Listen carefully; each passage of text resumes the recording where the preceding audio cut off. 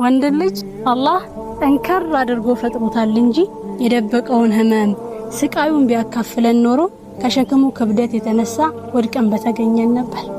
ልክ ያዕቁብ አለይሂ ሰላም የልጃቸው የመራቅ ህመም በስቶ ከሐዘን ብርታት የተነሳ አይናቸውን ባጡ ጊዜ መራራቁን አቀቡ ዳግም ከልጃቸው ጋር አገናኝቶ ያስደሰተ ጌታ ምን ተሰጥቶት ምን አገኘ እስክትባል ድረስ አላህ ያስደሰተ ከሰው ደብቀህ በሸሸከው ዋጥ አርገህ ባለፍካቸው ነገሮች ላይ ሁሉ አላህ ይሆነ።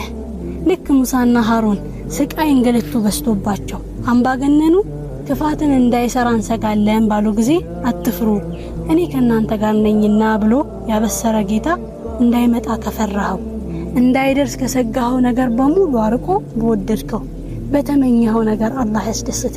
አሚን በል። ወላሂ አላህ ይካሰ።